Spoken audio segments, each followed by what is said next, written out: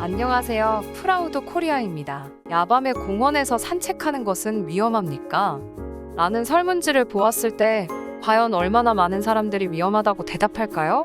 아마 10명 중 9명의 한국인들은 위험하다는 말이 도대체 어디서 나올 수 있는 말이지? 라며 반문할 것입니다. 그도 그럴 것이 한국에 위치한 시민공원에 가보면 시민들은 낮보단 퇴근 후 오히려 밤 8시 이후로 운동이나 산책을 하러 나오는 경우가 많고 연인들은 일부러 야밤에 데이트를 위해 방문하는 경우도 작기 때문이죠. 그렇기에 야밤 공원에서 위험하다고 느끼는 사람은 한국인이 아니라고 확신할 수 있을 정도로 한국 사람들은 한밤중 공원에서 자신의 안위를 걱정해야 한다는 생각을 하지 않는 경우가 대부분입니다. 그래서 한국 공원의 밤거리를 경험해본 어떤 외국인은 한국의 밤공원에 대해 이렇게 회상했습니다. 한국을 제외한 대부분의 나라는 아무리 가로질러 가는 길이라고 해도 늦은 밤이라면 공원을 피해 돌아가는 게 당연한 것이다. 하지만 한국인들은 새벽이라도 공원을 피하기는커녕 그곳에서 운동을 하고 일부 사람들은 벤치에 앉아서 음악을 들으며 가볍게 맥주 한 잔을 즐기기도 한다. 한국인들에게는 이런 행동들이 일상이자 사소한 모습이며 반대로 약소국이나 후진국에서는 한국의 이런 평온한 시민들의 모습을 찾아볼 수 없다. 심지어 선진국들이라고 불리는 나라 대부분에서도 말이다. 단순히 밤에도 공원에서 산책을 할 수 있다는 것이 중요한 게 아니라 그런 것들이 정말 아무렇지도 않게 가능한 한국의 치안과 인프라는 그 어떤 나라도 따라올 수 없는 것이다. 이에 다른 외국인 네티즌들은 나도 한국에서 살면서 빠른 인터넷, 깔끔한 지하철도 좋았지만 무엇보다 밤에 공원을 산책하는 것이 제일 좋았다. 한국 친구가 새벽에 야식 시켜 먹고 공원에 자꾸 산책 가자고 해서 처음엔 엄청 걱정했는데 막상 공원 분위기를 보니 괜한 걱정이었다 등의 반응을 추가로 보이곤 했습니다. 이처럼 외국인들이 한국 공원의 밤에 매료될 수밖에 없는 이유는 자기 나라에서는 절대로 느낄 수 없는 평온한 환경과 심적으로 안정된 한국 사람들이 있어서였죠. 그렇다면 해외의 공원은 어떨까요? 실제로 한국과 엄청 다르다고 합니다.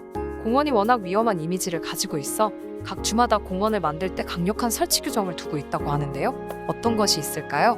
미국 내 버지니아 주의 경우 공원 주변의 시야가 닫히면 범죄 행위를 감시하기 어렵다는 판단에 따라 나무를 일정 간격 이상 띄워 심도로 규정하고 있습니다. 또한 공원 내 비상전화를 세울 때는 파손이나 강도의 위험이 있어 눈에 잘 띄도록 주변에 대형 안내판이나 조명을 설치해야 하죠. 그리고 공원 시설물의 위치를 잘 알 수 있게 이정표도 곳곳에 설치하도록 규정하고 있습니다. 미국의 다른 주도 일부 규정만 다를 뿐 엇비슷한 수준의 공원 내 설치 지침이 존재합니다. 미국이야 우리가 어느 정도 생각했듯이 총기 소유 등의 이유로 인해 치안이 안 좋은 것을 배우고 자랐기 때문에 대충 그 분위기가 가늠이 되긴 합니다. 그렇다면 다른 나라는 어떨까요? 예상외로 영국은 미국보다 더 심한 규정을 가지고 있는데요. 공원을 만들 때 울타리의 형태, 가로등 간격, 도로 재질 등을 상세히 명시합니다. 그리고 공원 놀이터의 울타리는 철망과 같이 투시 가능한 재료로 만들어야 하고 울타리 근처 나무는 밖에서 바라보는 성인의 시야를 가리지 않을 정도로 심어야 하죠. 또한 놀이터처럼 어린이들이 이용하는 시설은 관리사무소 가까이나 공원 입구와 같이 사람들의 눈에 잘 띄는 곳에 만들어야 한다고 합니다. 런던의 유명 공원 하이드파크는 이런 기준에 따라 공원 구역이 주거 및 상업 지역과 어우러지도록 설계돼 공원이 고립된 공간으로 남지 않도록 했습니다. 그리고 시민들이 공원에 대한 긍정적인 이미지를 가질 수 있도록 상당한 돈을 들여 화장실 문이나 벽 등을 예술작품처럼 꾸미기도 하죠. 이는 영국 시민들에게 단순히 깨끗하다는 정도의 인식을 넘어 이 정도까지 관리의 손길이 미치고 있다는 신호를 주는 것이라고 합니다. 이처럼 나름 유럽 내에서는 최선진국 중 하나이며 치안이 좋다고 자부하는 영국조차도 우리가 전혀 생각해보지 못한 공원 규정을 들고 있죠. 그렇다면 어떤 이유 때문에 이런 규정을 만들 수밖에 없었을까요? 이유는 단순합니다. 선진국이라 불리는 곳들도 마찬가지로 밤공원처럼 어두운 공간엔 한없이 약하기 때문입니다. 반면 한국의 경우 일부 공간을 제외하곤 어두운 골목길에서 괴한을 만날 일도 없고 누가 시비를 거는 경우도 매우 드뭅니다. 그래서 오히려 밤에 활동하는 문화가 너무나도 잘 정착되어 있는데요. 이런 현상을 두고 한국을 시기하는 누군가는 한국의 CCTV 보급률이 높아서 그런 거라고 말하는 사람도 있습니다. 그런데 과연 그럴까요? 한국의 CCTV 보급은 겉으로 봤을 때 꽤나 높아 보이긴 합니다. 우리가 다니는 고속도로, 편의점, 학교, 직장 등 곳곳에 어디에나 위치해 있기 때문이죠. 그래서 언제부터인가 한국은 CCTV의 나라라며 한국의 치안 수준이 높은 이유는 모두 여기에 있다고 억측하기도 했습니다. 그러나 다른 나라들과 비교했을 때 CCTV의 나라라는 말은 조금 과장이다 싶죠. 2020년도 도시 기준으로 보았을 때 한국 수도인 서울이 놀랍게도 44위를 차지했습니다. 인구가 1000만이나 되는 도시임에도 30위권 안에도 들지 못하였죠. 그렇다면 1위는 어디일까요? 바로 중국의 수도 베이징입니다. 베이징은 무려 115만 대나 되는 CCTV가 도시만에 설치되어 있으며 2위는 상하이, 3위는 런던으로 상위 30곳 중 중국 내 도시가 무려 23곳이나 포함되어 있습니다.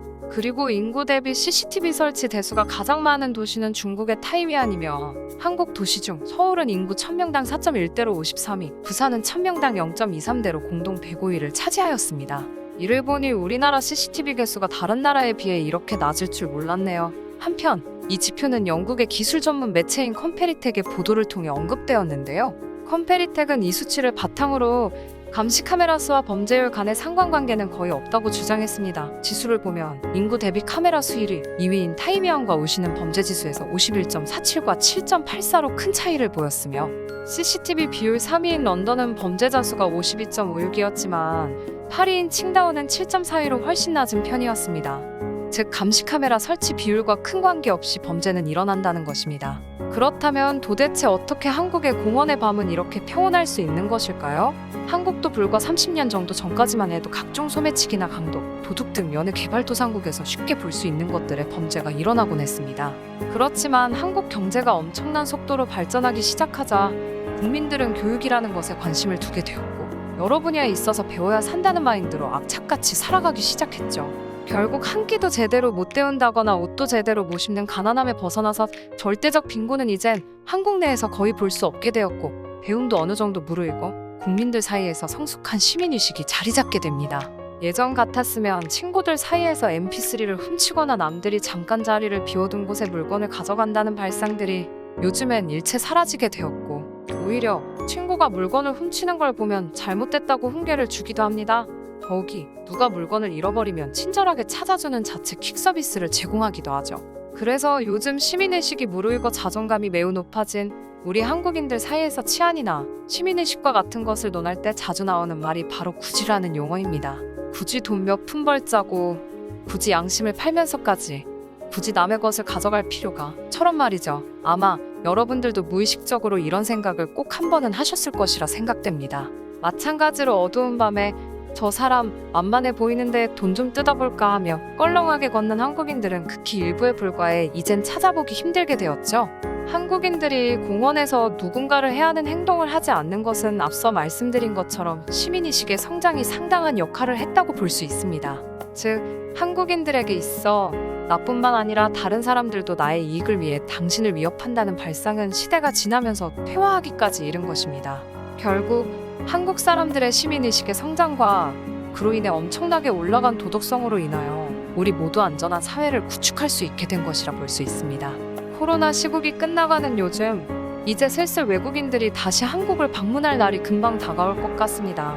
코로나 이전보다 훨씬 성숙한 우리나라 사람들의 시민의식을 외국인들이 느끼게 된다면 자연스레 한국에 대한 이미지가 올라갈 것이며 이로 인해 한국을 존경하는 외국인들이 얼마나 많이 증가할지 벌써부터 기대가 되네요. 여러분은 어떠신가요? 시청해주셔서 감사합니다. 구독과 좋아요, 그리고 알람 설정 부탁드립니다.